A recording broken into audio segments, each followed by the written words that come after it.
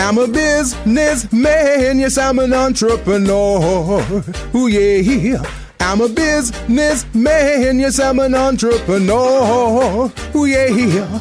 I'm a businessman, yes, I'm an entrepreneur. I'm a businessman, yes, I'm an entrepreneur. Ooh, yeah. Crystal Mitchell, do you have my business plan? Just review the pages of my marketing plan. And good afternoon and welcome to the Business Zone. It is September 1st, Friday, September 1st, and it's the Labor Day weekend. I hope you guys all have wonderful plans for this weekend. It's going to be very, very hot, so make sure you hydrate. I found out that if you don't drink enough water, that you can have a lot of unnecessary pain. So that's what I found out this last week because I participated in a hot yoga class, and I didn't realize how much it dehydrated you. And oh my God, I went to bed and I could barely wake up the next morning. So hydrate this weekend because it's supposed to be extremely hot, but have a great time. And I am very excited because my good friend and Bella, my fellow Bella from the Bella Network, she's here as my co-host, and I am happy she was available to do so. And we're going to have a great time. Miss Jovita Jennings. Hi, Jovita. Hi. Well, thank you for coming and helping out today. Thank you for inviting me. Well, I'm glad. You are tuned into the Business Zone with Crystal and Gilbert. I am Crystal, and Gilbert is out of town. He is in someplace even harder than our town, which is Las Vegas. So I don't know what's happening to him out there, but I know right now it's very hot for us here. So he will be back next week. He's starting his certification classes and that program that he has there in Las Vegas. So we will welcome him back next week, and in the meantime, we will hold it down here. So, Ms. Jovita, what have you been up to? Well, recently recuperating. Okay. I had emergency heart surgery. Wow. Which I wasn't expecting. Okay. People normally don't, but I guess yours was more of a surprise than for most. Yeah, I went for a physical and discovered I had an issue. Oh, wow. So it was really, what's a good way to put it? I wanted to scream and go, ah! Right. You're kidding.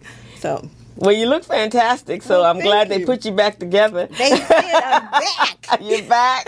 So everyone, Jovita Jennings is back. She is an award-winning author. She's written a book called Get Out of Your Own Way. She's an executive coach and a women's leadership coach, right? Right. And as I said, we are members of a group called the Bella Network, and that's how we met. We all kind of came together last year for a conference that we participated in. We were coaching in, and we just all kind of developed a wonderful relationship and friendship and network, huh? Yes, it's the most friends I've had that are women in my entire life. Okay. Well, I'm not too far off. Mine has been, I have a core of friends, female friends that have been with me for the last 30 plus years, but bringing new women into that group was not something that I was doing. And every now and then I'd bring in, we'd meet somebody, and like, okay, they're pretty cool. But to actually meet 20 women that I liked, wow, that's unique. That was very unique. Isn't that unique? And to still be in connections with them and in communication with them on a regular basis. Yes, and getting ready to do it again. And we're getting ready to do it again. We're our second annual, the Women's Leadership Conference with the Bella Network. It will be November 3rd through the 7th. We will be at the Hilton Gardens Inn in El Segundo, near the airport. So we're looking forward to it. It's going to be fun. Yes. Yeah, and I guess bigger and better, because I was telling, and Alicia Matson, she actually has been on the show. She's been a co-host a couple times. A couple weeks ago, she was actually a co-host. And I was telling her that the year went by really, really fast. Yes, it did. It just flew. It really did. And then 2, and here we are again planning. But this time, which is different, because last year she was the only one that really knew the full vision of what she was trying to accomplish. Yes. And so we just kind of came along, which is unique in itself, that you put all these women together, and we just like, whatever you need, just use us. And it came off beautifully. It did. So this year should even be better, because now we, at least the core of us, understand what she's trying to achieve. Yes. And what the Bella Network is all about and what it means to be a Bella. And so now this next year should be absolutely phenomenal. Absolutely. Yeah, so I'm looking forward to it. I am as well. Yeah. So tell us, and that's something, and I guess where we're going to talk about today. First of all, before we do that, I want to send out prayers and well wishes for all those that are living in Houston, Texas. That was pretty devastating. Yeah, pretty devastating this week. Like you said, it's kind of like Katrina. It reminded me of Katrina, because that really affected my family. Okay. Because my husband was born and raised in New Orleans, and we had a house there and a contract there to do business. Oh, wow. So which we won the week before Katrina hit. Oh, man. So needless to say, it was a worthless piece of paper. Wow. So, and then watching what was going on in Texas just really brought back the memories to me. I wasn't there, but all of our family that was there had relocated, and some of them to Texas. So here they are going through it again. And, oh, wow, that's really good. My nephew is in Houston, Texas. He goes to the University of Houston. And my sister is very, very close to her kids, which is fantastic. And so earlier, before the storm came, she was calling him, and he was at work. He has an internship at the university as well as going to school there.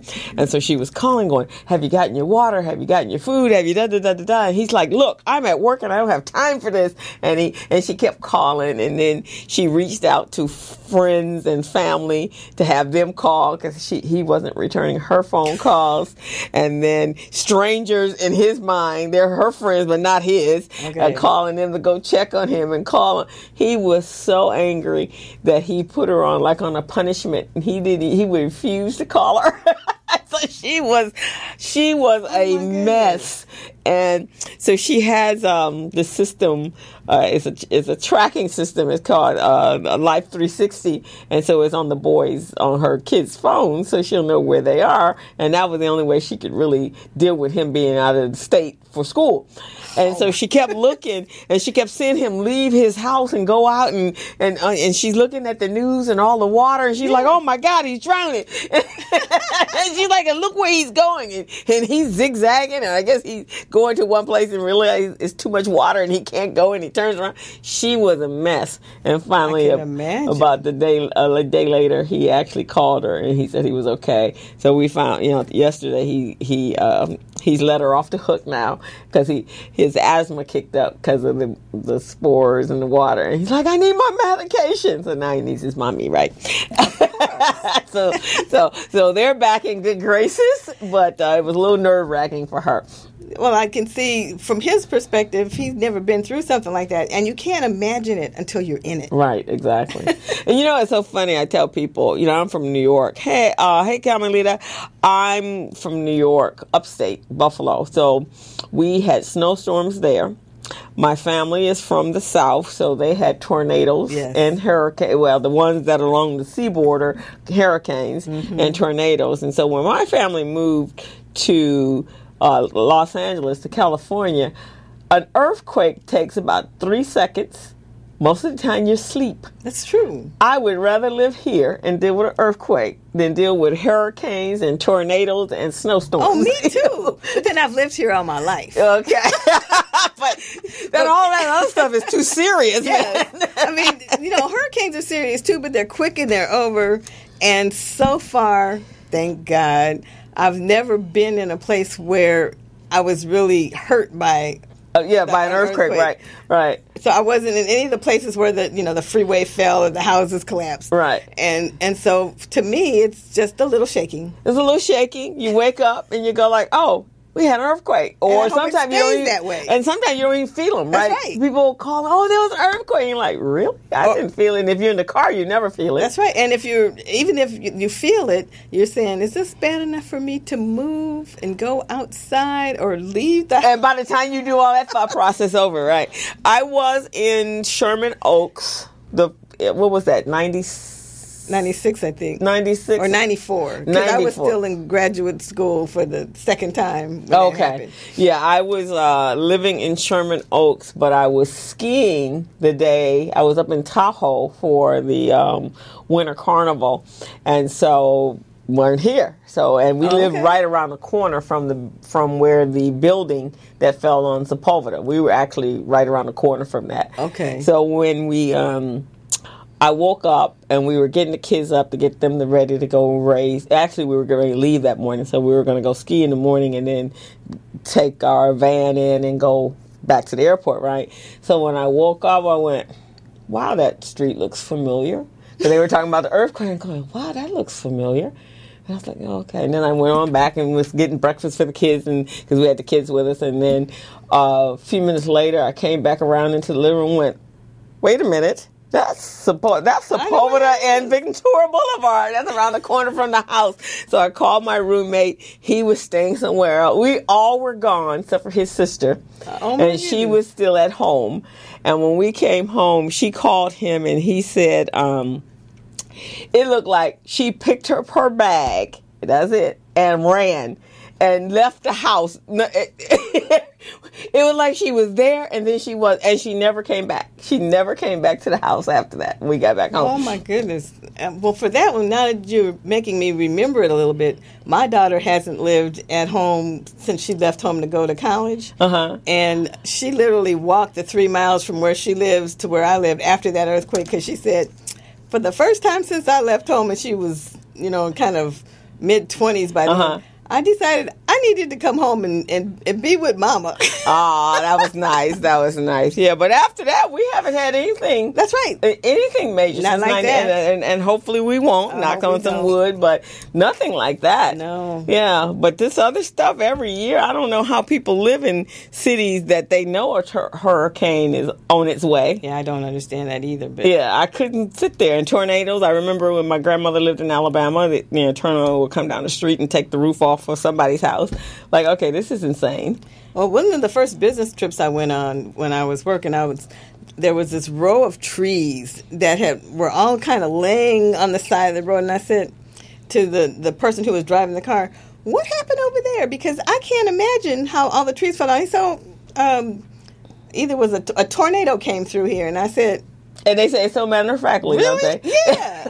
It's like it happens every day. And there was like a mile of trees just laying on the side of the road like they just been wiped up and... Yeah. And I remember my grandmother, when we were down there, we weren't there at the time, but I think we had left. And one of the houses on the end of the cul-de-sac, it was right in the corridor of the tornado. And so it just took their roof off. And then it just kept going. And then it rains, and then they're like, oh, okay, cool, it was a tornado. Oh, no, No, And then when I was in Buffalo with the snowstorms where you have to crawl out the second floor roof, no.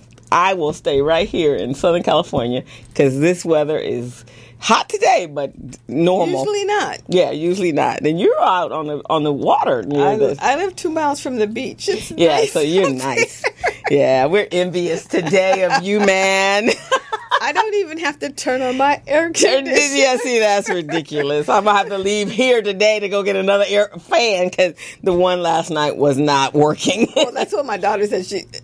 She does not have air conditioning. She said, this is the last year I'm living here without air conditioning. This is terrible. My house is hot. We've been pretty blessed this summer because I have the fan on just because, but it wasn't because I had to have it on.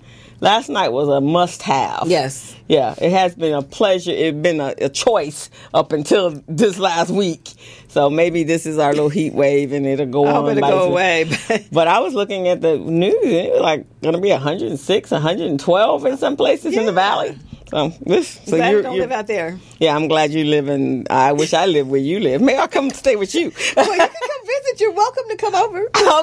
Okay, the list is over with. So tell me. So today our topic is going to be the 7 steps to a successful entrepreneur business. But you actually have some pointers based upon what transpired that kind of fits right into what we're going to talk about. And actually, even with what has taken place with Houston, we don't think about what happens to our businesses when some catastrophe takes place. That's right. And that is completely out of our control. Yes. And it's, it has been just thinking back on the transition, like my illness, that was unexpected. And my business really suffered as well because, when you're a solopreneur, if you can't do the work, you don't get any money. Right, exactly. And in a situation like Houston or like we went through when in Hurricane Katrina, everything closed down. Wow. And so there was no way to make money, no way to get money, no banks.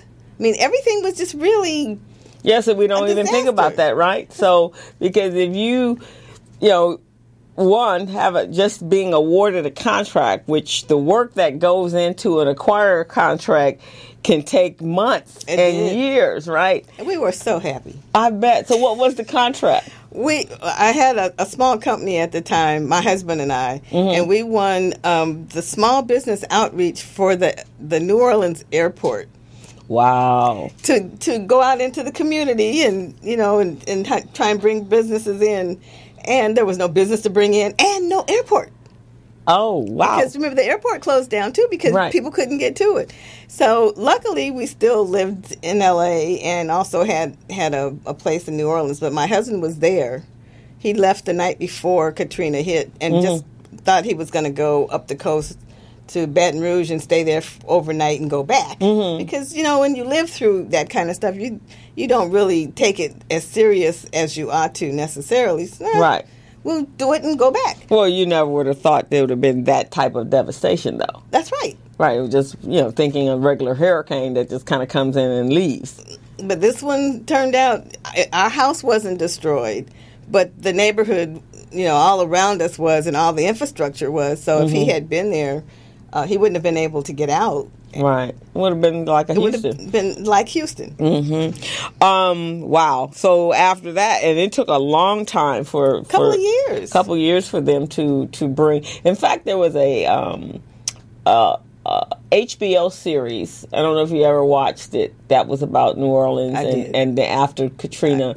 Yeah, and it took a long time for them to come back, and some of it has never come back. Right, exactly. And probably the same thing will be true of Houston. Not everything will come back. Yeah, exactly. So, but from a business standpoint, so what happened then? Did you guys relocate and come here, or? Well, luckily I was still here, and we still had a presence in Los Angeles. And so this was our expansion. You want to try and have multiple streams of income, right? And that was going to be one of our streams of income. Wow.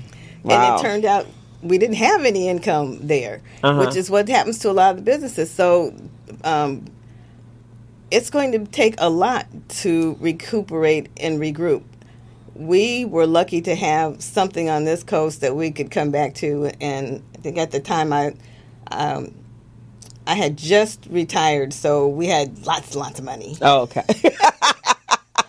That was before the recession. That was before. Again, those things that come up that you actually have no control over. That's right. Yeah. So planning for the unexpected is part of doing business, right? That's right. It better be. Right, exactly.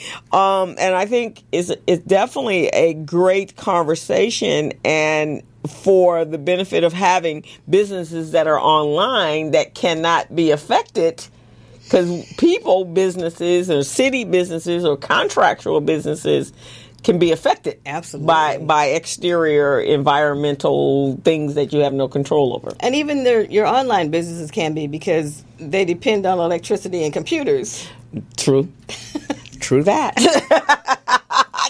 And if you have no electricity, right, your battery runs out really fast. This is so very, very true. And we're finding that out again, with all the people that we're trying to contact and make sure they're okay. There's lots of folks that aren't going to be able to regroup quickly. Yeah, because of the lack of communication that you have, and because we live in world safety, what we think is safe, and perceived safety, yes, but not necessarily safe, and especially with a health condition, if you don't know something that came up and you were taking care of yourself, and again, being a solopreneur, is what steps do we have to put in place to make sure that our businesses continue on, or at least the flow of the income can continue on, even if we're not the ones that's executing it. And so I guess that's something that we all as solopreneurs or business owners have to be. If you have employees, is one thing.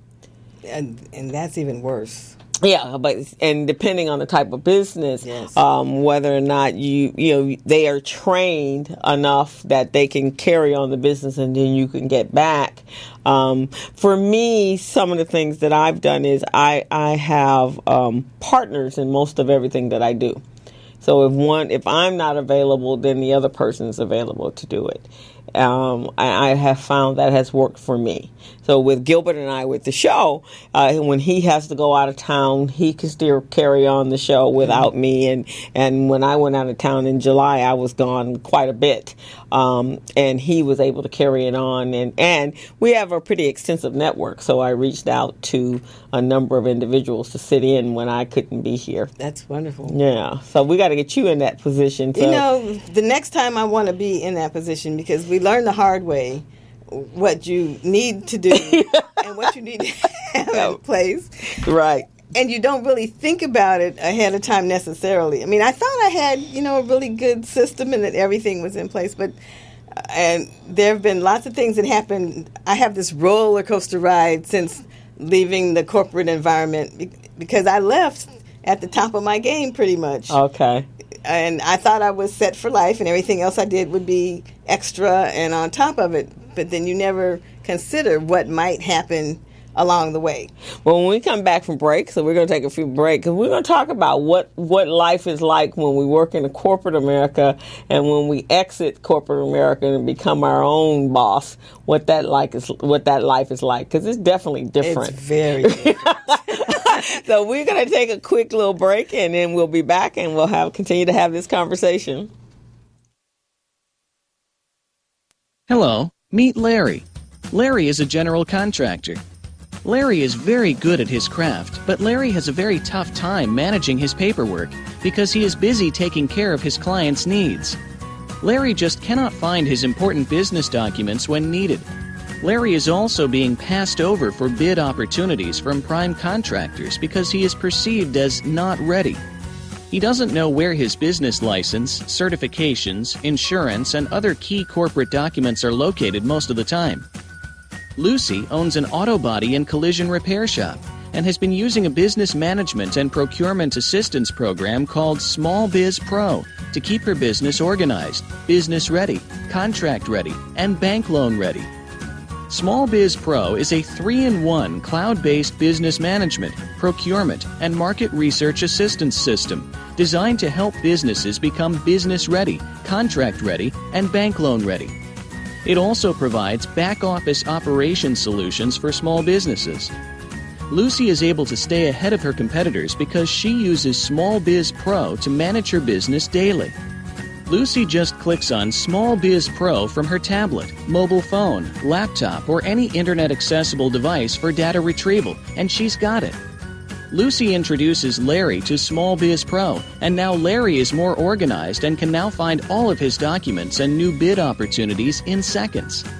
Larry now saves $120 in labor costs for each missing or misplaced document.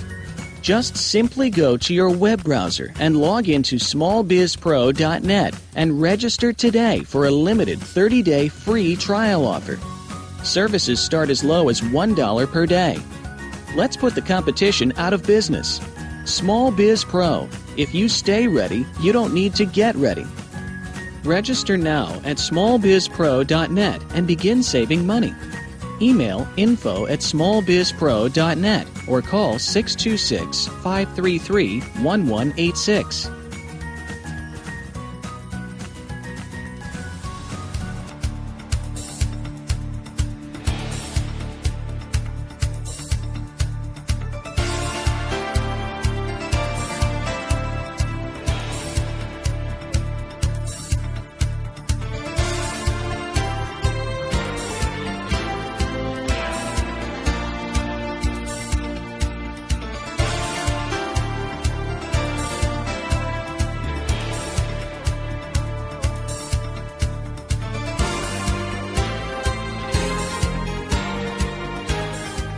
Glad you are tuned into the Business Zone with Crystal and Gilbert. I am Crystal, and I'm here with Miss Jovita Jennings, one of my good friends and one of my Bellas from the Bella Network. And we're having a discussion on how outside things can disrupt our businesses and how we can recover or not recover from them when we don't have certain situations or safety nets in place so that our businesses can carry on. If you are interested in this conversation, please feel free to join us. You Primarily my family. Okay. And all of the things that I thought would happen just automatically just really didn't. And the other thing that you don't realize is if you're depending on the network that you had while you were working to really come along with you when you leave, that doesn't necessarily happen. Right. Yeah, for sure, for real. And that was a big revelation as well. Because some of it was position power. Okay. A lot of it was my own personal ability to get people to do things. But when you are no longer in charge of anything, then they're weighing, is this good for me? What's in it for me? Do I want to do this? Or what do I need to do? Because my new boss, I have to please them now. Right. And so everything really changes. Okay. And for me, I think the thing that I discovered was I had to learn how to sell because I was not a good salesperson. Oh. And I was a good entrepreneur, but not necessarily the best entrepreneur. Okay. And it's a different skill set. It is. It's a very different skill set. It is because one, the core or the core of the business has already been established by someone else. That's right. Right? So, but when you're an entrepreneur, you're wearing all of the hats, and you're the visionary. That's right. And then you're also the rainmaker. Yes. The closer. Whereas in corporate America, you have people that you hire that do that. And as an entrepreneur, we generally don't have those excess resources, financial resources that a corporation has. That's right. Yeah, so there are no budgets. No. So you got to make things happen with very little or no budget. Yes. You become very adaptable. I call most entrepreneurs, if they're very good at it, we're Gumbies. You are a really good Gumby. I think you are the best Gumby I've ever met. Yeah, I can bend backwards in a minute. Okay, this direction not working. I can think and I can see. I can project out. At least, okay, what am I going to have to do? So I'm always in that mode just in case things don't work. Well, I've had to learn to be there. I'm not where you are yet. But one of the things that I did discover is I have reinvented myself at least 4 times since retiring. Okay. Now, when did you retire? I retired in 2002. I was the director of engineering of an engineering organization at a major aerospace company. And I went out to do coaching and leadership training, and I wrote a book called Get Out of Your Own Way. And I thought, my life was going to be writing, speaking, and coaching forever. And I have done writing, speaking, coaching, teaching algebra, facilitating groups, project management. Whatever pays the bill, right? So I have this list. I actually have a slide that I do in some of my presentations. The before, how I got to where I was when I left corporate America, and then the after. All the things I've done since then to continue to be a viable person that it can contribute to society. Because a lot of folks leave and they really don't keep up a skill that can bring them money. Well, most of them end up sitting at home because they didn't think about what would happen after I retired, because in their mind that money was going to carry over to the day they stop breathing, right? But again, those are those exterior circumstances that kind of changes your directions drastically. So then you have to start reinventing yourself. So it's good that you did have skill sets that were transferable to the entrepreneurial world, because a lot of people don't have that. That's true, and I'm still learning. And you're still not, and I'm gonna tell you something. You will always be still learning. And if you don't, so that part is the God honest truth. For me, I guess my world was a little different. I left my corporate world like 15 years after entering it. Okay. And then I knew that I wanted to do something entrepreneurial.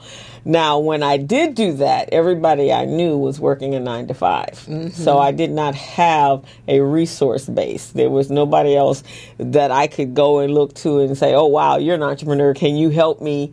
No, they didn't have that. And also, and I think I mentioned to you this earlier today, the online or the automated world was not there. It did not exist. So not for the general public. Not for the general public. It existed for me inside. Inside, because you're internal, right? I even remember the ARPANET, right? Which was before the internet, and I was surprised when the internet actually became something that the general public could use. Right, exactly. Because prior to that, that's really what it was. But you had this internal. I don't even know, they called it an internet. It was an ARPANET. Okay. Yeah, it was an internal communication system. And that was toward the end when I was leaving. We didn't even have that before. We sent memos. That's true. We did not. That was actually came about during my tenure in corporate America. Actually, I started with the computers. Yeah. So. Well, actually, that was the skill that I used in order to enter into the entrepreneurial world. Because the company that I worked for, I was in financial planning. Okay. And so they were really up on whatever the modern technology was. So we had computers, and I learned, this is brand new technology. It's like, oh, okay, let me learn this, right? And they were sending this out to class. I was already doing some bookkeeping, so they sent us out to learn the software. So I had gone to classes to learn QuickBooks, and they used to have, what was that, Skill Net? What is the training? It was Skill Path. So we went to all of those. So when I was there, I was learning and going, wow, wait a minute, I can teach people how to use their computer. So that was one of the skills that I used to start my business. Okay, so you always had an entrepreneurial mindset. Always had an entrepreneurial. Me, I was looking for, how can I get to that VP slot? Right. See, I never saw myself in corporate America like that. And I did. Yeah. And then when I left, I was really struggling because I didn't have the same mindset that you did. Yeah, I had the entrepreneurial mindset, and so I was trying to figure out how I could use the skills. So when they start sending us to class where everybody else was complaining, oh no, send me to every class that you possibly can. Yes, because me too. How am I going to use that? So that's what I did, because at that time, which was in the early 90s, people were starting to buy home computers, their home PCs. They were now affordable. Right. But they didn't know how to utilize them outside of the system that you used at work. Okay. Right? Because at work, you just had a system. They taught you how to log in, and that's the only thing you did, right? You only interfaced on that system. In the early, well, you probably are a little higher, but Not me, but most of the work true. world, and then then Word, Microsoft came out with Word and so forth. So that was like at the very tail end when I was in corporate America. Okay. And then I went out and started teaching people just how to use their computer. Just how to log in, set up their own system, how to use WordPerfect at that time. That's what it was. And that's what it was, right? That was the main. And that's how I started my consulting business. Okay. Yeah. And then I just kept expanding on it. So that's kind of how I started. So electronically or technology, from that level, I was already there. Okay, because now whenever I have an issue, I have to call Crystal. How do I do this? Yeah, because I stay on top of it now. Because here's the thing, as an entrepreneur, see, I never had that whole support staff. I had to become that support staff, so I had to know how to use whatever new was coming out. Yeah, and one of the things that saved me, I think, was the fact that when I left, I was a computer guru. And I could do anything that a computer could do at the time, including fix them. Okay. Now, Well, that's because you were as an engineer. Yeah, I was a techie. Yeah, you're wired that way. But most people are not wired. But things changed, and now when I need to have something done, I have to call somebody. And now I'm a user, like Right. most people were users back then. Because I think now technology is more automated and online, whereas when you were doing it from an engineer, you could actually see the pieces, right? That's right. You can't see the peripherals, and they're not really, it's not even about the hardware. No, it's not. It's about the software. Yes. So if you weren't the coding person, then that's a different animal for you. That's right. Yeah. So that's the difference. So if you could go back and redo it all over, what would be your preparations for your second act as an executive coach? Let's use that one. Well, what would I do to prepare? I thought I was prepared. I had what I thought was a nice chunk of change that would just get me through, and everything I did would be extra. Okay. So you really need to make sure that you have at least a year's worth of salary. Yeah. Before you get out there, because you never know when you might need it. Right. Because that would be the first thing. Because things come up that you don't expect. The first thing was my mom got sick. And instead of traveling all around the world, my brother and I took care of her for 2 years until she passed away. And then so things just started happening that weren't in the plan, because literally I had a plan for this is what we're going to do, and this is how we're going to do it, and this is how long it should take to do this. So I thought I was set for life. Okay. And as things happen, you have to pivot. Yeah. And look and see, okay, this isn't working. What am I going to do next to replace it with? And since I always had the ability to sort of look at the terrain and see where things were going, so I was always trying to follow the trends. Okay. And I could see that this was coming up and this was going down. And I was in a position where I could help people in the organization also get training in what was new and coming up. Okay. And so I was using that for me. So like you said, all the training that was available, I had always raised my hand. Right, because that's what helps you survive. That's right. Is the training is to always, I think people, if you're going to be in the entrepreneurial world, you have to, one, not to say that this is going to be your job, but you definitely must have a working knowledge of what the trends are. Yes.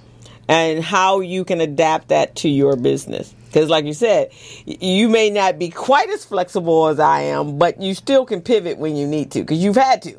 I have. Right. And the other thing I would say is to make sure that you have some sales training and that you are a decent salesperson, or you at least have the right mentality about sales. Like when I left, I thought a salesman was like a used car salesman.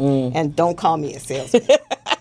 But we are all salespeople, whether we like it or not. We all are salespeople. We just, there are people who are soft sellers, And then there are people that are the hardcore closers.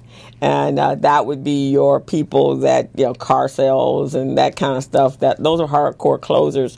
But even if you were selling in the stock market, I was in financial planning. So I was selling a product, and I'm better at selling a product that people actually need. So, and I didn't even necessarily, I sold some life insurance, but most of what I sold was disability policies. And at the time, that was huge, especially those that were entrepreneurial and those in corporate America. And I sold health insurance. So those were must-haves. So I'm always better at the must-haves than I am, the luxury type of sale, where you're encouraging somebody to buy something that they may not need. Okay, I'm actually headed in the direction that you came from, because one of my streams of income, because I've decided that I have to have several, is how do I help make sure people in the middle class have the financial wherewithal and literacy to be able to leave their houses to their kids and to have enough money not to have to worry in retirement, or if you have an illness like I did, to have some long-term care funds coming in. So I got involved in the World Financial Group just because of all the things that happened to me that maybe I can help somebody else not get involved in. And you have you have an experience with it. So again, that's a sale that you're operating from, well, this is what happened to me. That's right. And so when people are more apt to say, oh, wait a minute, you're speaking from experience. And so they're more apt to be open to that type of sale. And that is something that we have to think about. Is risk management for you personally. Yes. And then risk management for your business if you're a business owner. So one of the things that I think, so let's say, and this was really big back in the late 80s and early 90s, was the disability or replacement insurance. Yeah. Because if you are in sales, like my sister is, she was at that time in the mortgage industry. Now she's in the real estate industry. Well, that's how they make their money. That's right. Right. So, so she had that insurance, and when she at that time was having kids, that's how she survived, because she was an entrepreneur. I mean, basically, you're an entrepreneur as a real estate agent. That's right, you are. You're not getting paid nothing until you close the house, right? So those are the things that we usually don't put that much importance into it, because we think we're going to always be the way we are, whatever that is. And we're healthy, especially when you're young. You don't even think about the fact that you could get sick. And for you were doing everything that was required of you to stay healthy. That's right. And all of a sudden I go and have a physical, and they tell me that you need to have, first they said an angioplasty. Okay. And it was during the angioplasty that they stopped and said, we think this isn't going to work for you, and you're going to have bypass surgery. And I said, excuse me? Right. So it was never part of what I thought, because, I went to the doctor on a regular basis. I was exercising. I was playing golf. I was doing all the things I thought were right. Maybe not eating as healthy as I should have been, because now I'm discovering how hard it is to give up some things like sugar and salt. Right, exactly. Which I love. Right, and fried food. Right.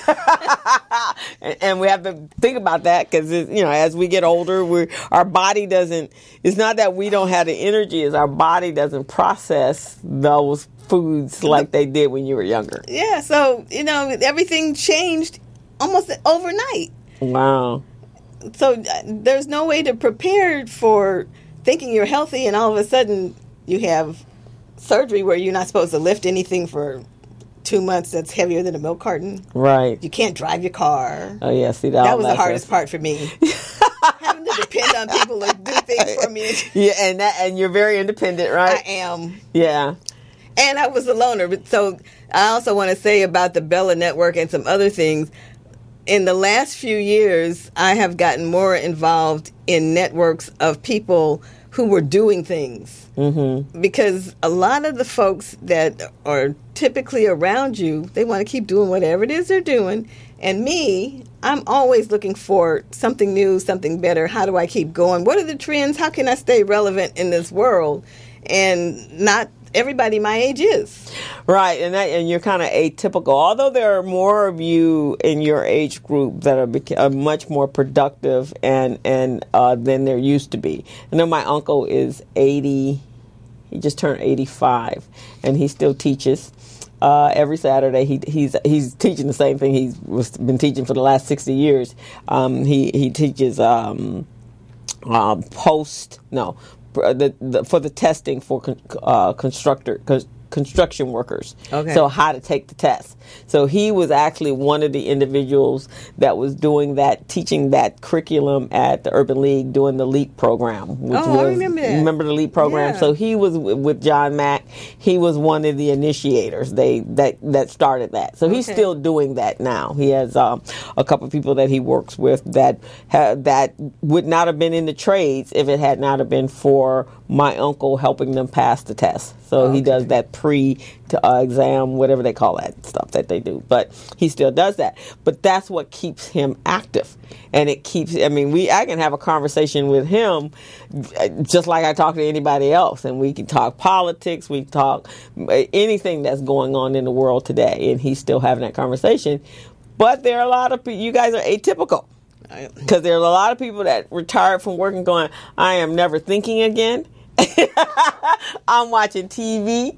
I'm playing golf every day, and I'm gardening. That's all I'm doing. And as much as I love golf, I couldn't do it every day. Yeah, but again, you're right. When you think about that, that's when the people, because when you stop using all the brain matter, that's when you start losing it, right? And yes. that's the Alzheimer and things like that, dementia, because you're not using all the brain cells like you used to. Right, and so now what I'm finding is I relate more to the younger people who need some of the knowledge and the wisdom that I've gained the hard way over the years. Mm-hmm. And so it gives me an outlet for my coaching and to be able to help people and to do well and do good. Right, exactly. And I think your market, so when your demographics are who? Young individuals that are just starting the process of working through the corporate world, or have you defined who those people are? Well, it's changing. Okay. I started thinking that I was going to help people like myself who were old enough to retire. Okay. And actually, it's coming back around to that because so many baby boomers are discovering they need to do something else. Yeah, they have no choice. It's not like it used to be or what we were told it would be like when we retired. Mm-hmm.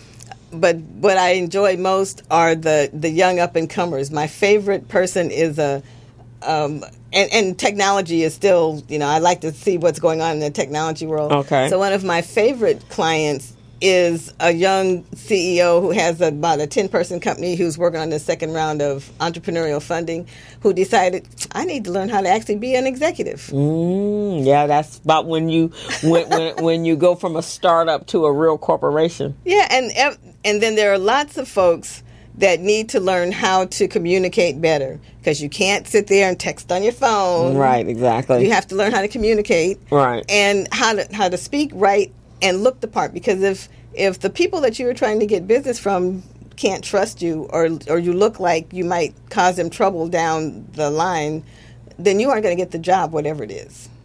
And it's so funny because yesterday when I was with Alicia and we were doing the planning for the conference, that is the conversation that we were having, and that's some of the topics. So you'll be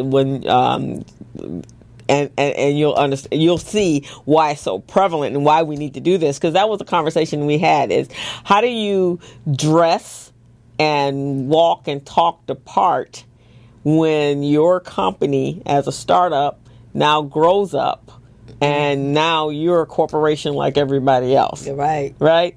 And because I was part of dating myself, but it is what it is. The dot-coms, when the dot-coms were going out and doing their pitches and making absolutely big money, right? I mean, people were handing them millions and millions of dollars. But as a startup, they had a pass. And then when they went for that second round, Now, okay, how you generating revenue? That's right. Right? Why are all your executives? You only got your highest paid executives in, and you don't really have you don't have a staff, right? There's not a hierarchy. And but everybody's making $150,000, so all the money that they were given was going to salaries, and they're not producing a real product. That's right. Yeah, how do you produce a real product and get paid and maintain your customers? That's right. And now, any investors are really interested in, how am I going to get my money back, and how am I going to make a profit dealing with you? And I'm not just giving you this money so you can go out and buy a new car. Right, exactly, exactly. So, yeah, it's we have to have a different mindset than before. And if you can make it as an entrepreneur without going out and getting outside financing, that's even better, because, you're giving away part of your company every time you get an investor. You do. You do, and if you have multiple investors, and some of that is when people didn't understand when raising money, and this is where I come in from a business plan level, knowing and being able to project out your financials, so you know exactly how much money you need. And what the goals and the vision of the company and the expansion of the company is going to be 5-10 years from now. So at least you're getting enough money to sustain yourself for the 5 years while you're growing your revenue base. So that you're not going back and forth, because you're right, you're giving up 5 to 15% of your company every time you go to raise money. That's right. And now, the last program that I was involved with, because I'm getting more involved in entrepreneurial programs to help entrepreneurs do better, just like you are, but they've been primarily technology kind of companies. And the projection is only for 18 months, because things are changing so fast. There's no way you can figure out what's going to happen 5 years from now. Oh, and nowadays, from a technology side, we're talking robotics. That's right. So that's going to eliminate the manpower as we know it. Yes. but it already has. It already has, for right? My generation, for your especially. Right. So a lot of them, and that's something that happens when Trump is talking about, bringing back industries. They aren't coming back. They're never coming back. They don't exist anymore. They don't. Right. Because even whatever you did when you were an engineer, when you first came in, when you first got your degree, and first time practice as an engineer, are you anything that you were doing then still existent today? Oh, not much. Well, I take it back. The space station is still up. Okay, and I worked on that. Okay, but they've retired all the space shuttles. I worked on that. Okay. So, and there are lots of new things coming out. And I really, when I went to college, I wanted to be in the robotics environment. I never was, but I'm getting there now. You're getting there now? Because one of my colleagues in the other women's organization I belong to teaches robotics. Ah, okay. And so I'm getting a chance to see some of that now. Until I'm dead, I'm going to keep trying new things and doing new things. But robotics, that's where things are going. Right. So you were before your time with robotics back then, I was right? before my time for a lot of things for black women. Yeah, right. So something you guys don't know, audience, Jovita was our own West Coast Hidden Figures. She was in the NASA space program here. Here. I always worked here. Was it with Boeing or? I started at Rockwell and went to aerospace and retired from TRW, and then went back and worked as a contractor at Northrop Grumman for a while. So I've been in that industry for almost 40 years. Okay. So I'm really dating myself. Well, we didn't tell anybody. We just let them see if they have any math skills. But yeah, she was our hidden figure. And when I first met her, and that's what I was so impressed with, I guess, when I met you guys at the Bella Network. You guys are some high-powered women.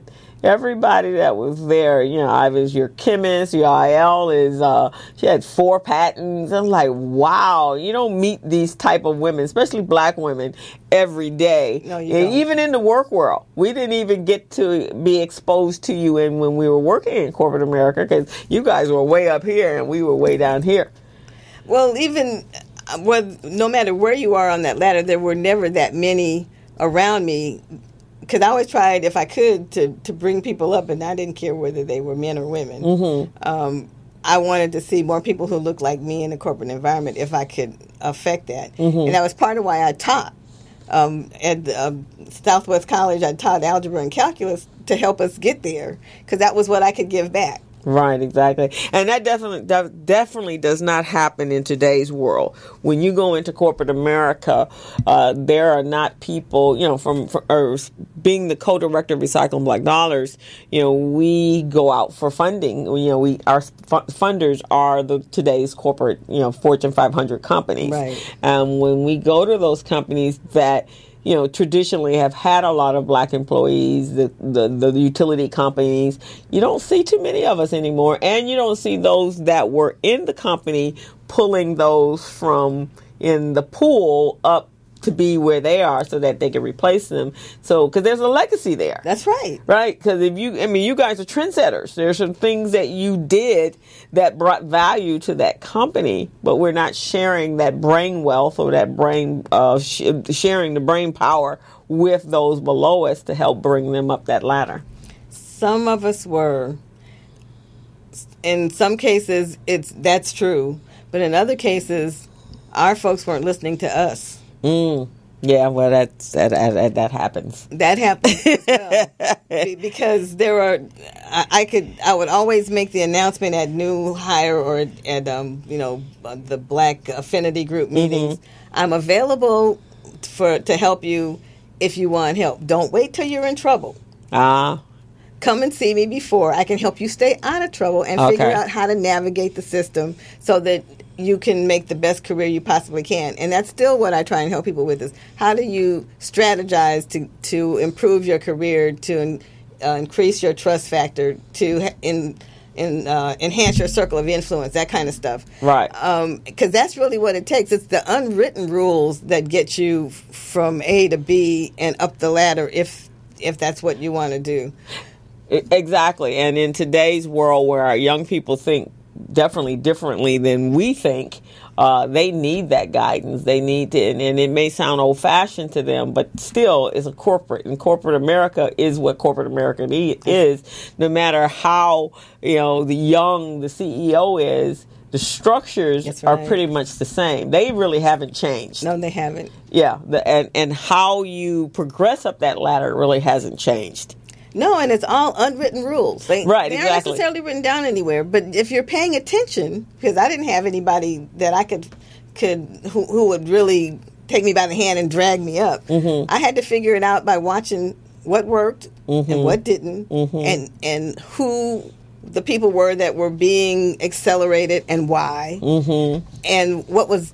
Where was the gap between what they were doing and what I was doing, and was I willing to do it, for one? Right, exactly. Sometimes I wasn't. And you being an engineer, you'd be more analytical, so you wouldn't be thinking with your heart. No, I was thinking with my head most of the time. Yeah, well, and see, that's a difference, right?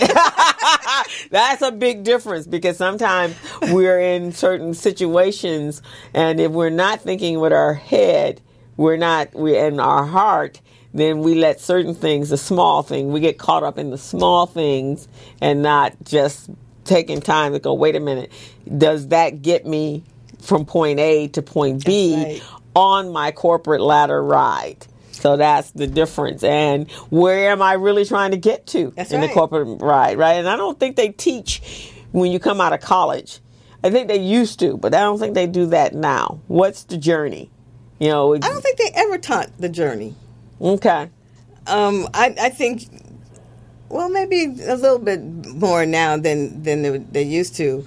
But what we were taught when I was growing up was get a good education, get a good job. Well, yeah, that was a good paying job, and that you were going to be able to retire from. Yeah, and that's not ever going to work again. No, that is not a journey. That is not a philosophy that's going to work in the 21st century or the 22nd century or in this new automated world. It's not. So now it's keep up with the trend, figure out what's working now, see where things might be going. Is there a way for you to go in that direction so that you're at least headed in the right direction? Don't think because I went to school and I got this degree, I'm going to be able to sit and do what I'm doing today for the rest of my life, because that is not ever going to happen again. Oh, no, because even your degree that you got, even if somebody got a degree 5-10 years ago, it's already non-existent. It has no validity to it. Yeah. Yeah, and that's the sad thing. So we're spending large sums of money for degrees that, 5-10 years from now, really, can we operate in that same field and utilize that degree? Well, actually, all the degree is really good for, and I've got 3 of them, so I know. Okay. It's opening the door to get into whatever it is you want to get to. Mm-hmm. And then you have to continue from there learning what you need to know in order to keep functioning. Yeah, your certificates. Whatever. Right, because that keeps you going because you're learning new trends and not necessarily, and when we come back from break, we'll talk about that, because that's what I'm teaching at Mount SAC is based upon certificate training, and that's even what junior colleges are going through too now, because you can actually come out of West LA with an AA degree and make $70,000-$80,000 just out the door for a 2-year degree. Hey. Yeah. So we'll be right back. You are tuned in to the Business Zone with Crystal and Gilbert, and we'll see you in a minute. Yeah. Hello. Meet Larry. Larry is a general contractor. Larry is very good at his craft, but Larry has a very tough time managing his paperwork because he is busy taking care of his clients' needs. Larry just cannot find his important business documents when needed. Larry is also being passed over for bid opportunities from prime contractors because he is perceived as not ready. He doesn't know where his business license, certifications, insurance, and other key corporate documents are located most of the time. Lucy owns an auto body and collision repair shop and has been using a business management and procurement assistance program called Small Biz Pro to keep her business organized, business ready, contract ready, and bank loan ready. Small Biz Pro is a 3-in-1 cloud-based business management, procurement, and market research assistance system designed to help businesses become business ready, contract ready, and bank loan ready. It also provides back-office operation solutions for small businesses. Lucy is able to stay ahead of her competitors because she uses Small Biz Pro to manage her business daily. Lucy just clicks on Small Biz Pro from her tablet, mobile phone, laptop, or any internet-accessible device for data retrieval, and she's got it. Lucy introduces Larry to Small Biz Pro, and now Larry is more organized and can now find all of his documents and new bid opportunities in seconds. Larry now saves $120 in labor costs for each missing or misplaced document. Just simply go to your web browser and log into smallbizpro.net and register today for a limited 30-day free trial offer. Services start as low as $1 per day. Let's put the competition out of business. Small Biz Pro. If you stay ready, you don't need to get ready. Register now at smallbizpro.net and begin saving money. Email info@smallbizpro.net or call 626-533-1186.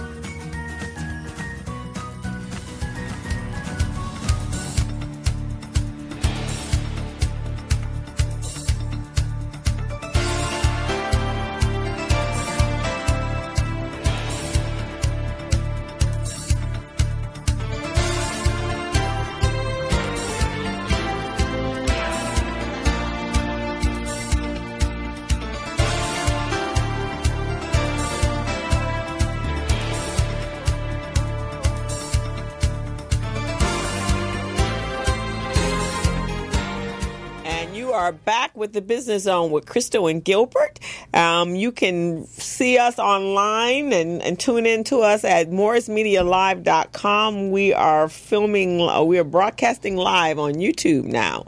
And our phone number to call in if you have any questions or would like to ask Ms. Jovita any questions is 323-293-3375.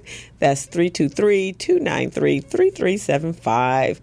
So a friend of mine, when I was in Baltimore, we had a long conversation. He works for Tesla Foundation, and he was saying that's where Tesla is going, is obviously into the robotics industry. And so they had this place I went to on Tuesday. It's called LeCrantz, Kretz, and they're an incubator hub or an innovation hub.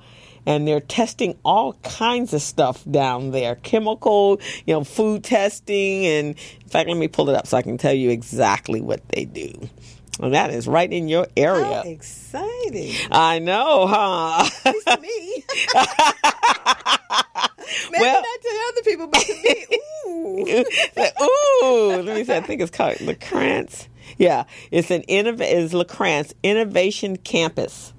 Oh my! Yeah, so they're right downtown LA, right behind in the all those where all the warehouses and stuff are, and they were at they were a warehouse at one point, but let's see, it's LADWP's. That's whose campus it is. Oh, be dog. So you need to go on down there and check it out, girl.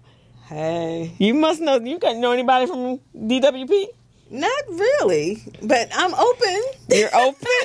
So they, let's see, what does it do? So they do a lot of, they have a advanced prototyping center, the LADWP customer engagement centers there. So it's, people do pitches there. So that would be a great place for you to start in that. And they do R&D lab. They do prototype manufacturing, training center, event space. What else do they do?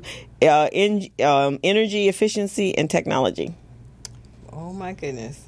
Well, they probably need somebody to help their So this is what it looks like. That is magnificent. So I am open and available to help entrepreneurs who want to enhance their skills and be more have more executive presence, and which is important because you do have, because you got a little bit of the both. You got the new technology, which from the .com, they're very relaxed, and they're young and they're millennials. And they don't think like we do, but then when their companies start making large sums of money, which is what's happening to them, they think also, and I know when Uber got sued a couple of times, they figured, hey, we want to do it this way. We want to have independent contractors. Well, it doesn't quite work like that when people get hurt. That's right. And the definition of an independent contractor is someone that does not have a relationship with you. That's right. But if you have to instruct them on where to go, how to go, and where to be there, then they're an employee. So now, once you hire employees, you got to start acting like a corporation, a grown-up corporation. Because an employee can level your business.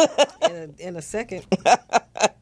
Right. So they definitely need you. So we got to figure out how we can market you to get you to these group of people. Well, I'm open. And like I said, I am always looking to evolve and to take some of the skills that I've learned the hard way to help people not have to learn them the hard way. Right, exactly. And I think your demographics is both. I think it is very important that people that are emerging from the C-level suites into an entrepreneurial space, that is your demographics, as well as those individuals the younger ones that are now growing up and their companies are becoming adult companies. Yes. And then they need to operate in a corporation environment. And you can probably have the best of both worlds, but they got to find out what that happy medium is. Right.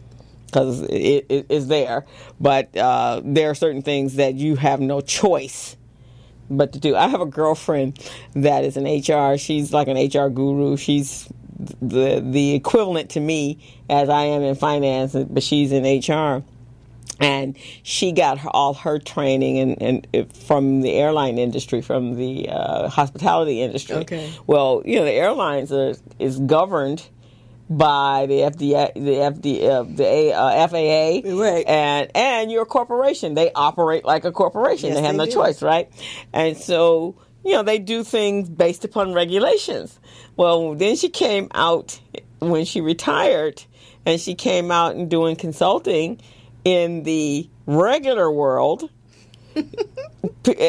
People that own their own corporations, they don't necessarily follow those same rules. No, they don't. And they get a little incensed when you tell them that they have to.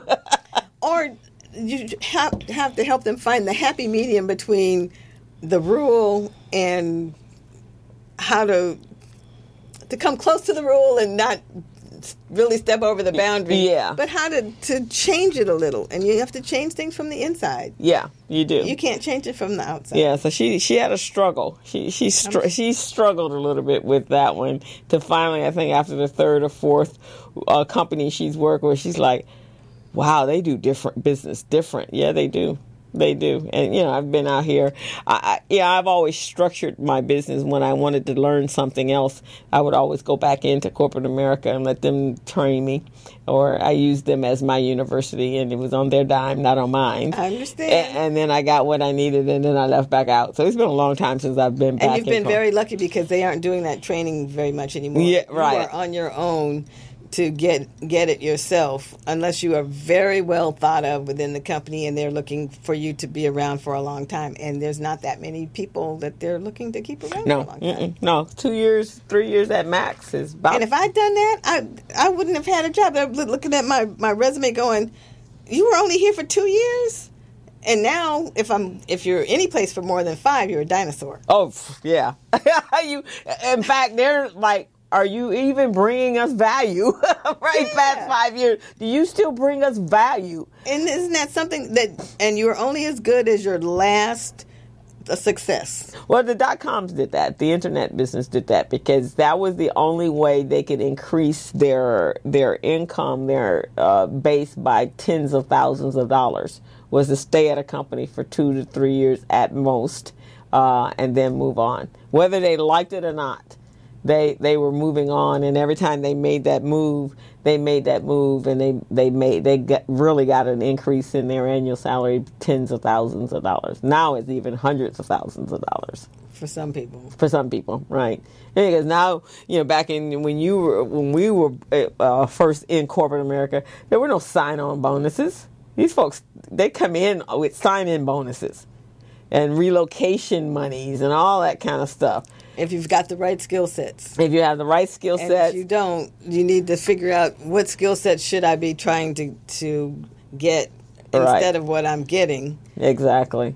Because things have changed. They definitely have changed. It's not like it used to be. So we have to change. People have to change. Right. I mean, not just us being Gumbies because we have no choice, because things happen in our economy that as an entrepreneur you have to change and go with the flow, and whatever you started out with is probably antiquated and no longer needed, so you're always have to be in the learning mode to grow and to adapt to whatever the trends are. And so is the general public who works for companies now. Yeah.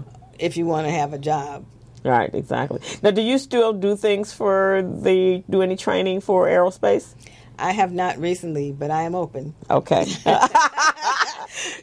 I'm back, I'm coming back from a serious illness and working my way back into some of the environments that I was in before. Because a lot of the people that I worked with have since retired. Okay. Or died. And so things are a little different now. Okay. But there's still things that they need that people like me can help them with. Mm-hmm. And it's not just throw out all of the older people and go with the young folks, because they need some training as well in how to function at a higher level than they seem to have gotten out of high school and college. Well, yeah, they don't really get what they need in order to function in the real world with college nowadays. I'm not quite sure what's happening there, but I do know a lot of the young people that I've encountered, some of them, unfortunately, they've gone and been educated and really whatever, the guidance wasn't there in the beginning of the process as to, okay, if you go for this degree, what are the future opportunities for this degree? And they're not getting that.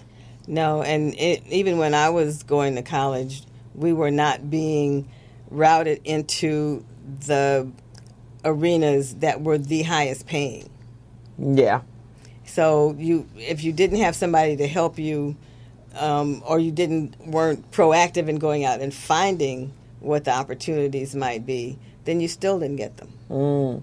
Now there's a new focus on engineers.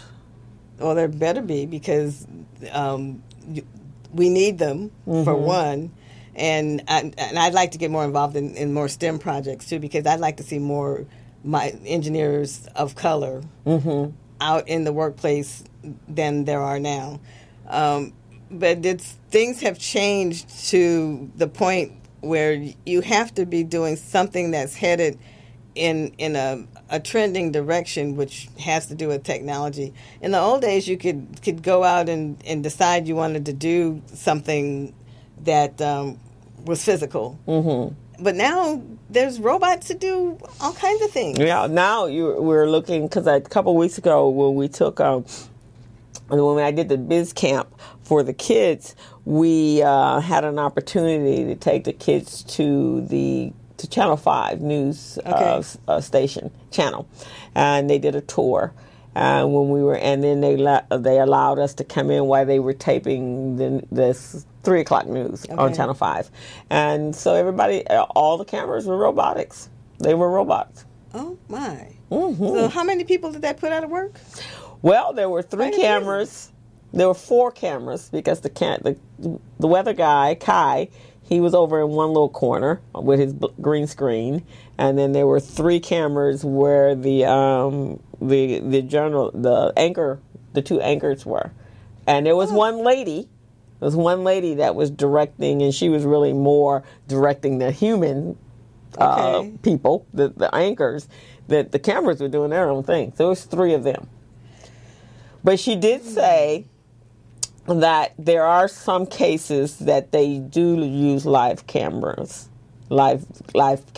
men, but in the newsroom, in that particular newsroom, they're robotics. But then you still need somebody to program the robots, right? That's true.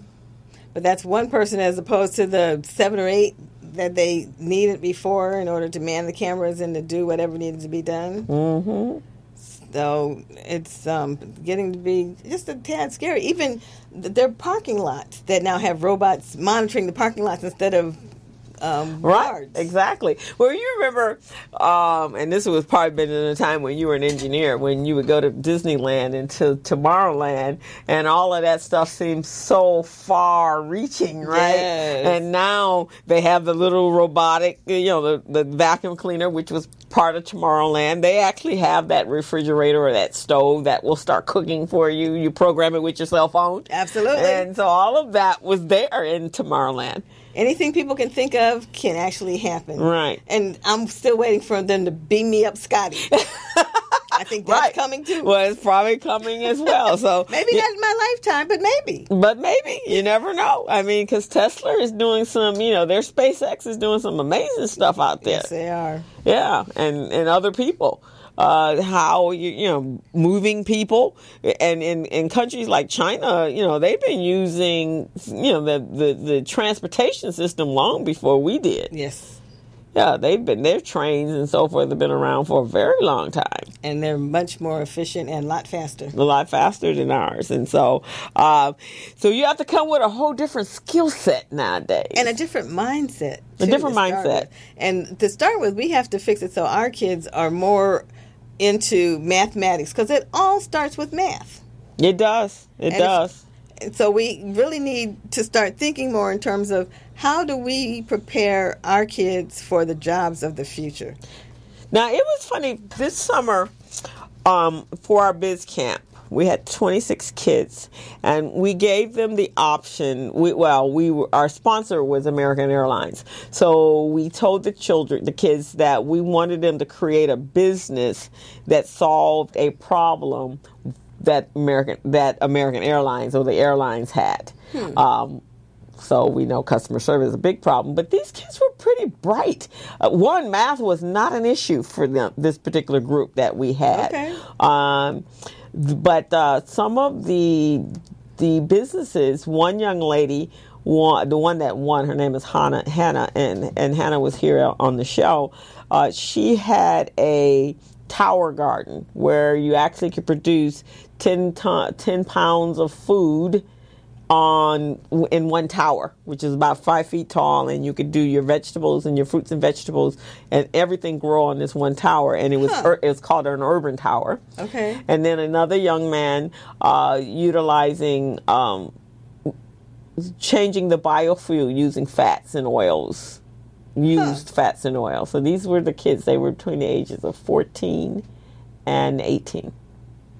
Interesting. One young man that you would have really liked, his thing for the airlines. Well, when you leave in the plane and everybody's disembarking, right, and everybody just starts moving out into the aisles at one time. He wanted to create like retractable arms that could be controlled by the flight attendant, and so row 1, row 2, row 3, row 4, okay. And it would retract back into the arm of the chair.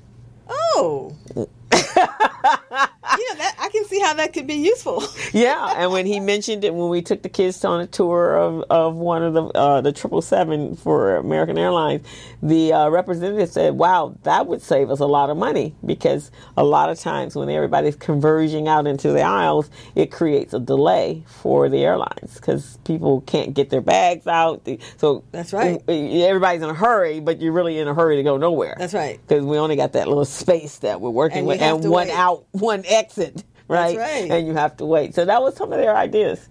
Well, that's wonderful. But the other thing that I see is we have to be able to make it cooler to be a techie. Yeah. And it's a necessary thing now. Saying that it's not the girls. When I was growing up, we were told you shouldn't like math. And I think we're still told that. You're probably still told. Because, I'm sure you were very atypical growing up, that you like math, you like robotics. That wasn't. I like things that were different. Okay. And not what everybody was doing. And I'm still like that. Where are things going? What's new? Right, exactly. Yeah, because that was not the mindset for women in those days. I'm even different than most women. Yes, you are. Yeah, I am definitely most different. But I grew up with parents and my grandmother and my family. They were entrepreneurial. Okay, so my family wasn't, but they wanted us to be whatever we could be because they had been so stifled and told what all they couldn't do. Right. And so they were all for us. And you were really very lucky if you had parents that were we were encouraged to ask what if and why versus just status quo. We never did the status. Nobody in my family did the status quo. You. My mom left the South because she realized that who she was would have gotten her killed in the South. And my mom was like that too. Yeah, my aunt just recently told me the same thing, that she didn't fit. Yeah. Because it was my grandmother. My grandmother was very innovative, and she had to be. She had 13 kids, and her husband died very early on. Well, she better be. And so you guys all are still. All of her kids went to college. She basically, without having worked a day in her life. My grandmother never worked a day in her life, and all 13 of her kids, 9 of them, because 3 of them died at birth, but 9 of her kids became professionals. Oh my! Yeah, so that's really something. Yeah, so she made quilts and did things, cooked and sold. And then my grandfather was a caterer. He had his own barbecue place. He had his own supermarket, and he was a preacher. So consequently, they grew up like that. So we grew up like that. Oh, absolutely. And that was really wonderful. I In think the South. More of us should have been. My family left and came north. Okay. And it was mostly so that the kids, there was only two of us, would have a better life. Mm-hmm. And I think that if my mom had been born later on, she would have maybe been the first female president. 'Cause she was a really smart lady. Okay. And always behind me to do whatever it was I wanted to do, which was very different from what most of the kids around me wanted to do, because they always thought I was a little off, because I was always looking at... Well, you were techie. You were techie before they were techies. Right? I was. Right, exactly. Which is probably why you found it difficult to be around a lot of women. Because you worked in a man's world. I did. Yeah. I worked with men, and a lot of men worked for me. Right, exactly. Because now, were you the only female, or were there other females in the engineering world when you were... There were a few. Okay. Very few of them were women of color. There were a few. Okay. But I can count them all, I think, on one hand that I met. And even the Hidden Figures ladies, I've been to the sites that they worked at, but I didn't know about them until the movie. Which is interesting. Well, it's not if you've worked in that environment, because it's a lot of classified, and so you don't necessarily get an opportunity to go out and talk about what you do. Mm-hmm. But because my husband would even tell people, I don't know where she is exactly, and she can't tell me, or she'd have to take me outside and shoot me. Oh, so you had high classifications. Yeah, so it depends on some of the things that they were doing that you couldn't do. And then in a lot of cases, our folks were clustered at the lower end, and it was because of a lot of things that went on, partly because we didn't have the right mindset. Some of us had the right education. So I'd have run into, over the years, a lot more people of color who were doing a lot of things. But back in the day, just getting in the door, being a secretary or a computer operator was a good job. Oh, okay. Not to me, but to a lot of people it was. Right, exactly. So I was always looking for how to get up here and not to be down here. Oh, okay. So, and again, and that was a male-dominated world. And I was trying to bring people along with me if they wanted to come. Yeah, but that was something foreign to them. I mean, it's the same thing when I became an entrepreneur. People thought I was nuts. That's right. Why are you leaving your good job to go out there to hustle on? Because that's basically what you're doing, hustling on your own. And that's what I'm doing now and learning from you. Oh, that's cool. So, but now you got a whole Bella network, because there's so many of us that are in this space. And I mean, there's just some amazingly talented women that have been entrepreneurial for a very long time. And there are a lot of that have made it up to higher levels in organizations who could also use a confidant who can help them with their strategies, which is kind of where I was fitting in the most. But now I'm seeing that there's a role for me in this entrepreneurial world that might not have been there even 2 years ago. Right. And then I think what you have to do is learn how to use those that are still there, your relationships, and even your savviness of navigating in the corporate world, and be able to blend those together. Yes. In the entrepreneurial world. And I'm doing some of that now. Yeah, because that's important. Those connections, that's where Alicia is going to be very beneficial, because she's she's at Northrop, so therefore she has corporate level relationships. Yes. That's going, if you utilize it properly, and it can segue into your entrepreneurial world. Yes. Very efficiently, actually. Absolutely. And it did when I first left.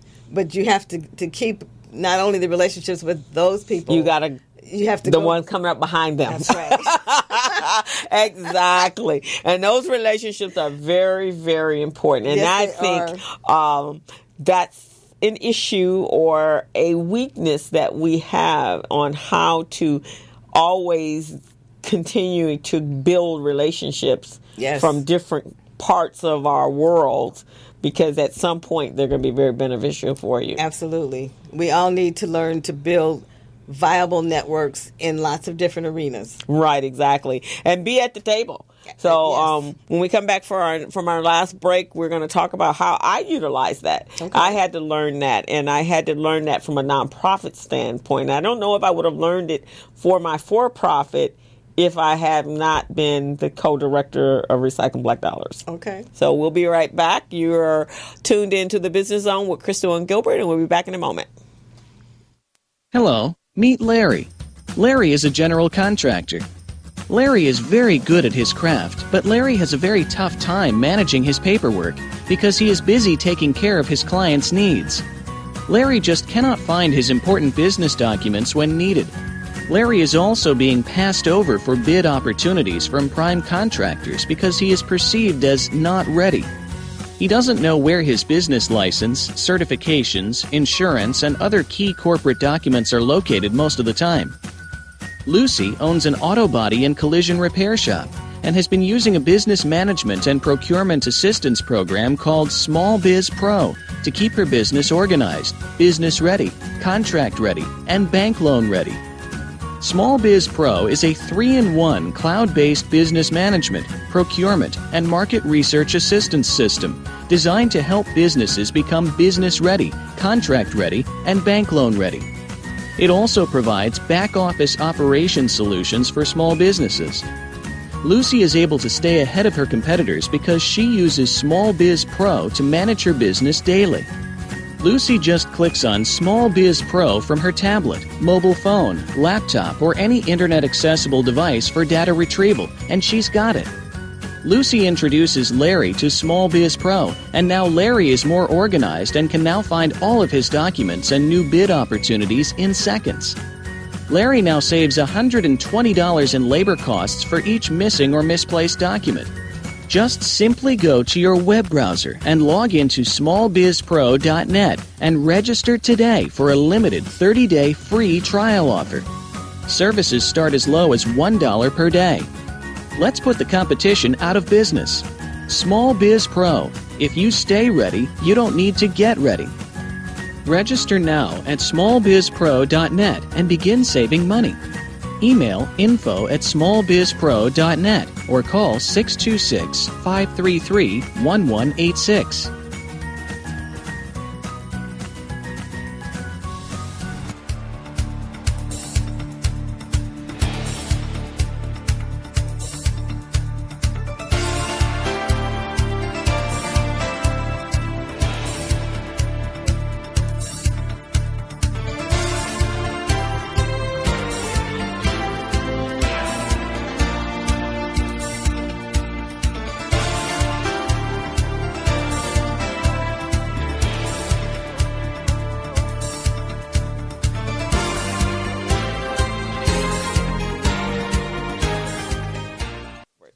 And you are back with Crystal, the Business Zone with Crystal and Gilbert, and I'm having a wonderful conversation with my guest co-host, Miss Jovita Jennings. We've just really expounded on so many parts of being an entrepreneur. Yes. It's been wonderful. Thank you for the invitation. Well, thank you for being available. One of the things, before we went away to break, one of the things that I learned with Recycling Black Dollars was obviously our funding and our source of capital comes from our sponsors. So when I became the co-director of RBD, the co-founder of Recycling Black Dollars, Mohammed Nazardine, had passed about 2 years after, because I came in when it was an interim. Okay. And so Muhammad was such a phenomenal, charismatic individual that his being actually lived on for almost 6 years after his death. I can believe that. I met him.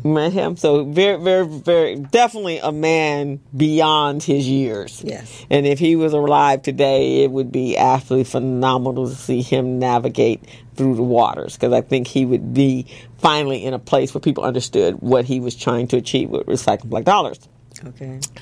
But so after that 6-year period, we saw a couple of things happen. People started to retire. And in that, we had to make sure that those individuals bridged introduction to the people that were going to be taking over for them. Okay. So that we could still maintain that relationship. Yes. And some cases, with Southern California Edison and SoCal Gas, it has been phenomenal. They really haven't changed too much. Mainly, I think, because they're a utility company. And they don't change that rapidly, Not right? fast. Yeah. So, but we have noticed a big difference with the banks. When that transition took place, it was very difficult, and it is very difficult to maintain the same relationships because the new people coming in don't have an affinity, and most of them are so young they don't even know who the heck Muhammad Nazanin was. And also don't see the value of why or even understand why Recycling Black Dollars is an important community-based organization. Okay. And so now I've had to create a new alliances. So I had to start branching out and going to different meetings and workshops and being at the table with whoever the movers and shakers are today. Yes. So that they could then introduce me or make sure that I'm in the presence of those individuals. Yes. And I think that's very important. People have to understand that just because that entity is dried up, you still can use other people who have voices at the table. And you need to be at the table, which is why I'm getting back out. You have to be at the table. There is no way to navigate in today's business world without being at the table where policy is being made. Yes. You just have to be there. And those individuals, and being there for them. So our alliance with like an organization like what Alicia is establishing is really important. Because one, she's still in the corporate America, and so she can still use that leverage. Yes. And where she is in corporate America is important. That's right. You got to be at a high enough level. Yeah, you got where it's significant, right? That's right. You just can't be the secretary, No. and that don't mean anything. Or the assistant. You got to be at a level where, again, their policy is being made, and That's you have right. some say so. Yes. So when I thought about it, it's like, wow, okay, I need to be strategic about, because you can't go to every meeting. That's right. But you got to be at the ones that make sense. The ones that count. Right? And you got to be at those in different areas. So finance is important. So I have created a relationship with some people that have some big say in how, or at least with the banks and with the SBA, which is important to Recycling Black Dollars and our small business owners. Absolutely. And then be with people that have enough clout to draw in other people. Yes. And money along with it. And money along with that. And you have to have a reach and outreach to someone that has a voice at the political table. Yeah, that's true too. And a lot of people don't want to do the political thing at all. They're like, and especially now, it's crazy. But it's more important now than it ever has been. Yes, I think you're right. Yeah, because there's some things that if we as black people are not at the table, they are not thinking about us. No, they're not. So you got to make sure that you're at those three entities. Like having mentors in the financial world, mentors in the business world, and a mentor in the political world. So you got to be able to find out who those people are and how they work with, how you can work with them. And sometimes it's about volunteering, or as we were saying today, working with a group, helping out in whatever capacity, because that you don't know who's watching you. That's right. And all of my opportunities came from people that I didn't know were watching me in corporate America. Yeah, right, exactly, because you wouldn't have made it by yourself. No, and we can't make it by ourselves, period, now. And I think it took me a while to really come to that realization that, yes, there are groups that you need to be a part of, and you're right. There's some I've done better with than others, but you do need to have your hand in all three arenas. And they have to know, and I was telling somebody the other day, they have to know who you are. Yes. So you got to make sure, I have people that's like, I'm really shy. No, you can't be shy nowadays. You got to be able to walk up and finding a vehicle that gives you entry to them. Yes. So the Business Zone is wonderful vehicle as a podcast because I can walk up and say, hey, I'd love to have you at the show, on the show. And they're like, really? And then you go to explain. And then once you get them in here, then they get to know you and then they start watching you. So I have people on LinkedIn, and they're like, I'll go in sometimes like, who are all these people? Because pretty much I knew everyone that was on my LinkedIn. Now there are people, and they're not just generic. They're not just clicking the button. They're actually saying, one guy told me the other day, he says, they keep recommending you to me, and I'm not sure why. I've looked at your profile. I'm very impressed. We need to talk. It's gotten very pointed now. Okay. So that tells me that whatever I'm doing is working. And that's what we have to do. And I read something one time that said, and not that I have yet, but that you've arrived when you walk into a place and that person introduces you and you don't have to introduce yourself. Yeah, that's absolutely true. And so that's what we all should be striving for. Yes.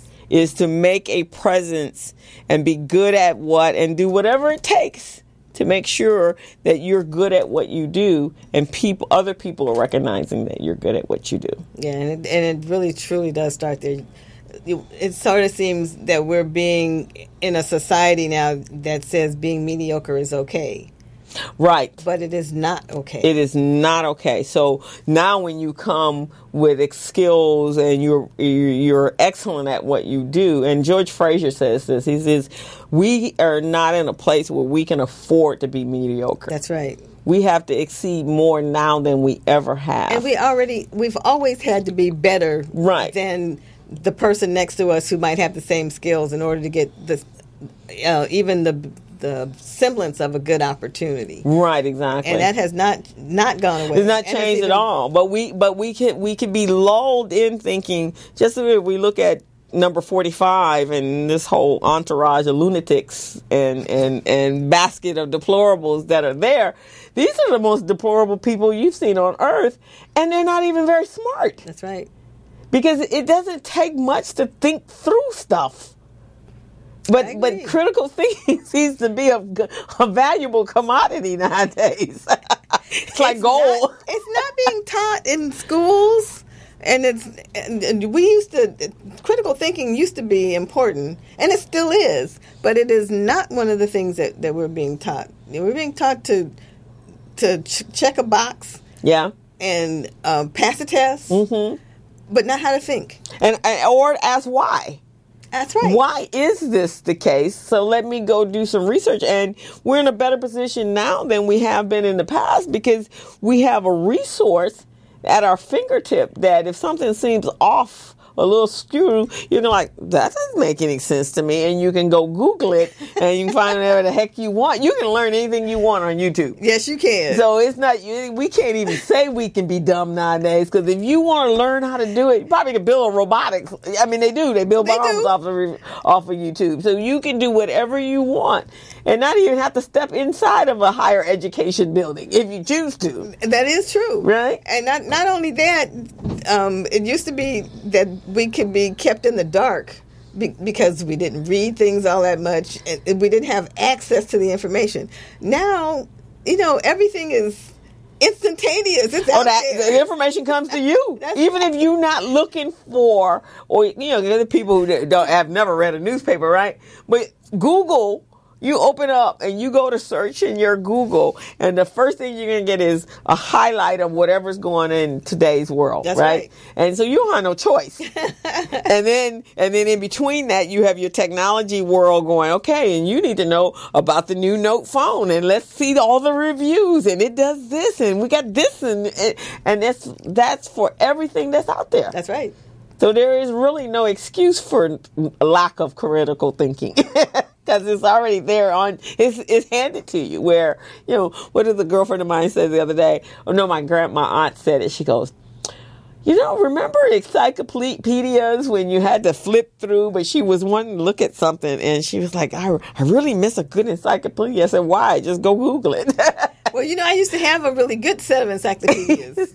Actually, a couple of them. I don't know what happened to our encyclicians, but now you really don't need them. You really don't. It's another thing that went away as a result of technology. Right. But maybe, in certain cases, maybe having a physical book. And remember, they actually used to come to your door and sell you encyclopedias. That's right. So they enticed you by looking through and reading and picking out all the fun and exciting things that got you interested in it. But, that's true. And now maybe we need to do that with our kids. But in some cases, I think that's some of the games, if they're looking at the behind the scenes, not just playing a Nintendo game, or as somebody told me recently, when your kid is playing with a Nintendo or one of those type of online games, why don't you talk to them about how they can be in that business?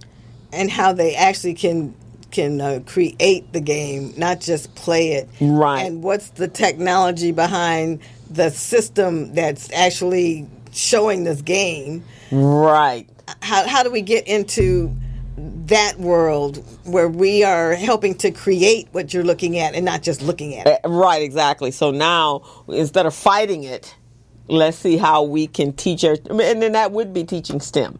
Right. Yes. And the maths, because I know what the kids, when we were doing and I'm a major component that entrepreneurial training should start very early at 5, and that there should be a school. Primarily, that's the full focus of it, because they're going to get the maths and the sciences.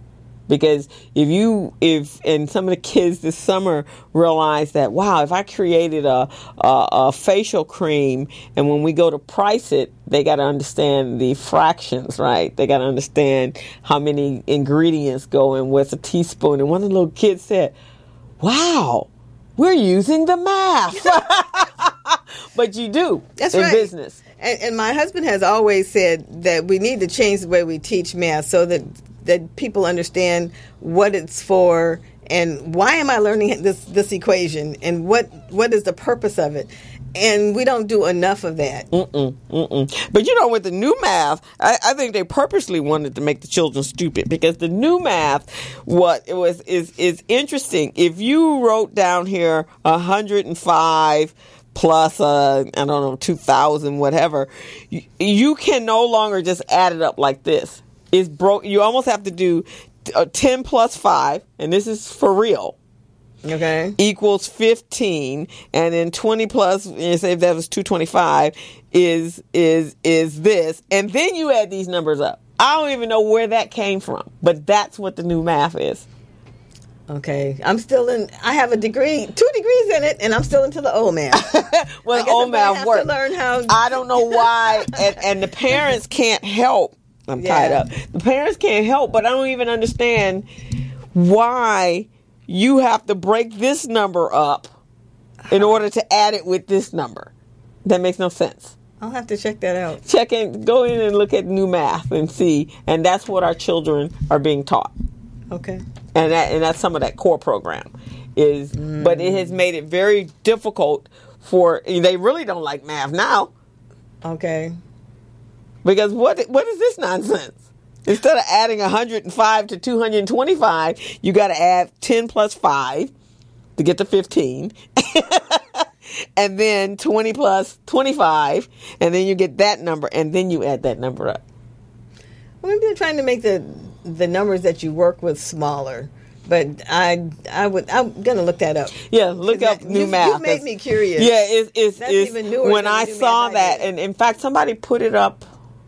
I didn't know because I don't have children, but someone put it up on Facebook last year. A parent saying, "This is what our children are learning in school," because they had young kids, and like, what is this? So, which makes it very difficult for even the parents to help them. For the parents to help them, because they, our brain don't work like this. Yeah. That's not how we were taught how to do math. Yeah. We were not taught that, so it makes it very complicated.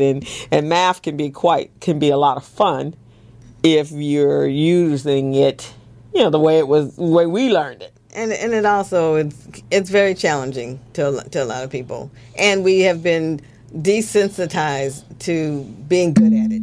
Right, exactly. And I think the main thing is, how does it relate to what you're doing? Yeah. Because numbers are a lot of fun. I mean, from business math, which is what I always was involved in, to me, it's very important to know how much money I'm going to make. And and the potential of how much money I'm going to make. So when I look at, someone coming to me and they ask me to do, help them with their financials, it's like, wow, this is fun. Okay, let's look at this and let's get your numbers in place. And even Felicia this week, I was teaching her how to use QuickBooks. So she was all excited, like it was a new game.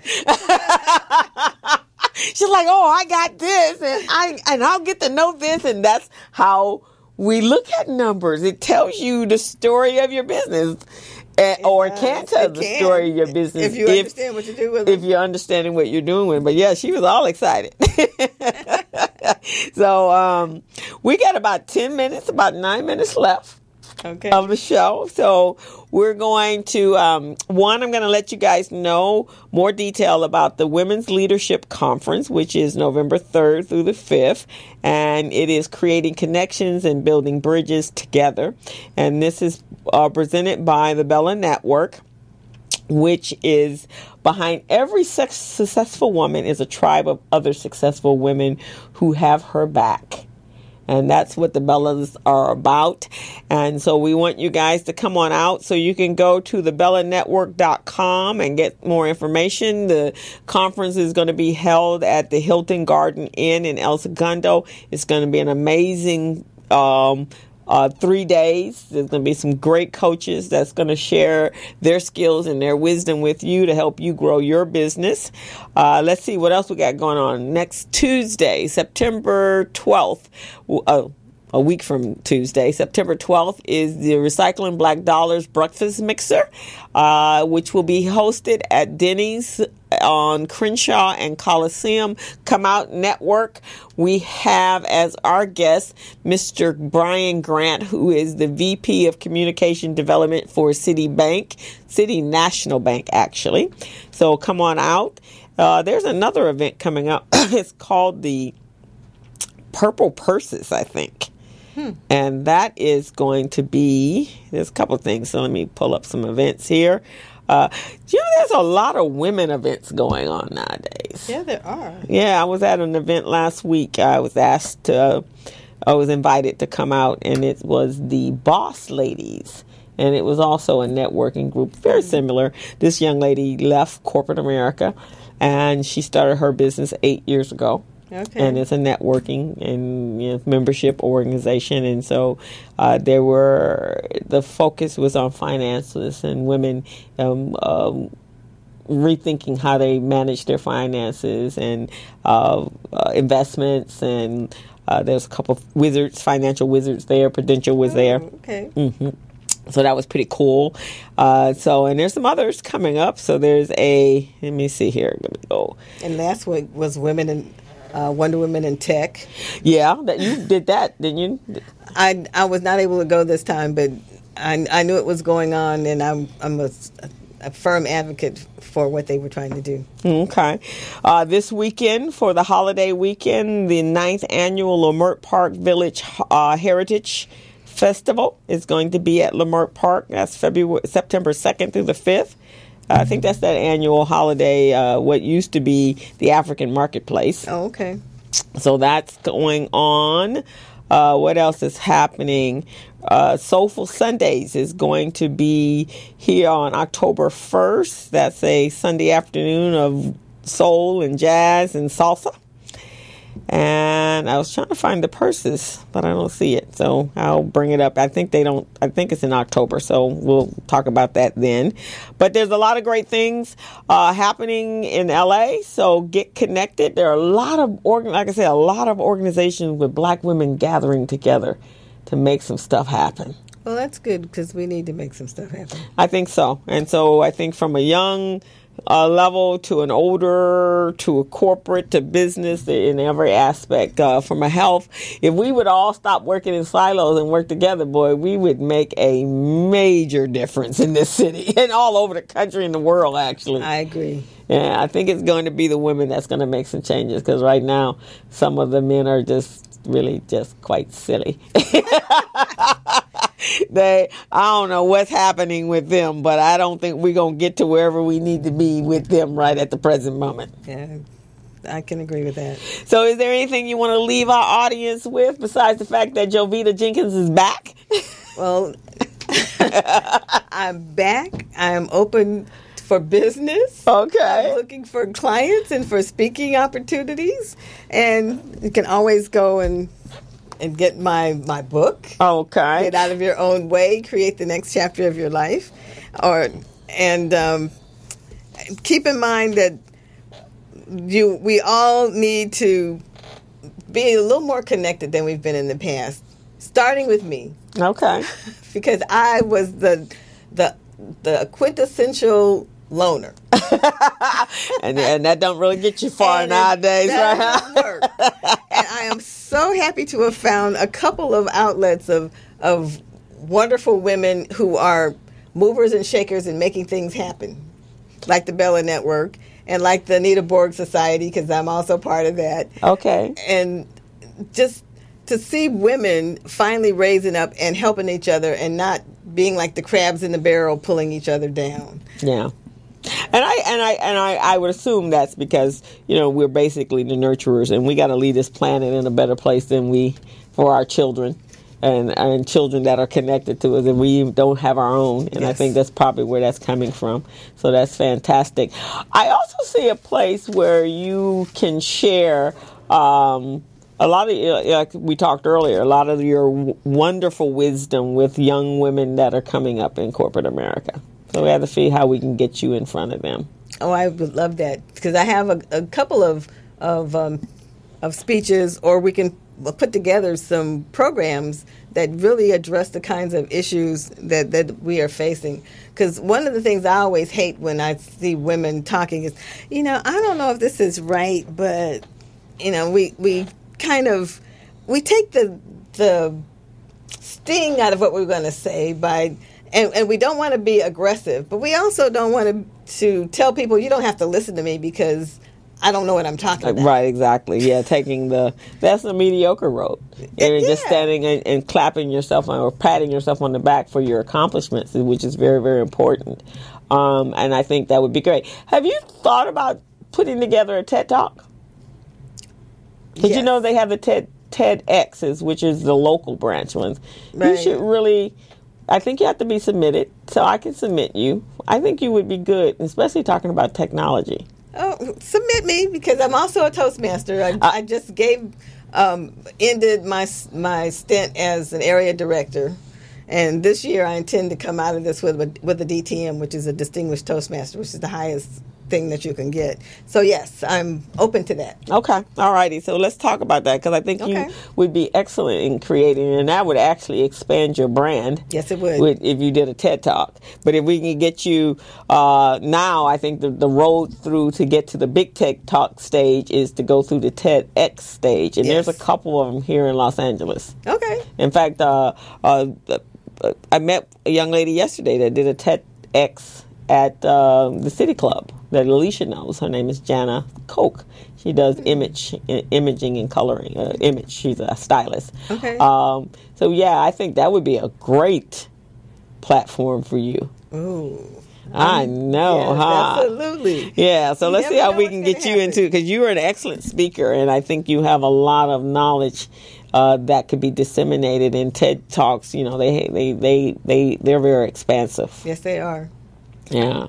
So, well, thank you. Yeah. Well, I'm just very impressed with you. I'm impressed with all the women that I've met through Bella Network. And so am I. Yeah, and definitely, a person that has come up the ranks and to be as knowledgeable and talented as you are. We have to lift you up. Well, thank you very much. And I, again, thank you so much for being my co-host today. It was I a pleasure. appreciate it. I was so happy that you were, and that just kind of happened, right? So it did.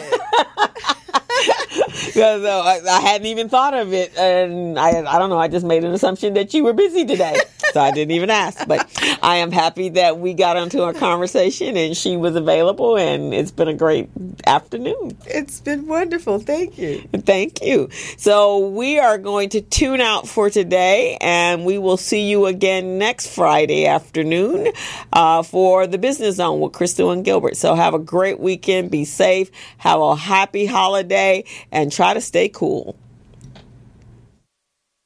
Hello, meet Larry. Larry is a general contractor. Larry is very good at his craft, but Larry has a very tough time managing his paperwork because he is busy taking care of his clients' needs. Larry just cannot find his important business documents when needed. Larry is also being passed over for bid opportunities from prime contractors because he is perceived as not ready. He doesn't know where his business license, certifications, insurance, and other key corporate documents are located most of the time. Lucy owns an auto body and collision repair shop and has been using a business management and procurement assistance program called Small Biz Pro to keep her business organized, business ready, contract ready, and bank loan ready. Small Biz Pro is a 3-in-1 cloud-based business management, procurement, and market research assistance system designed to help businesses become business ready, contract ready, and bank loan ready. It also provides back-office operation solutions for small businesses.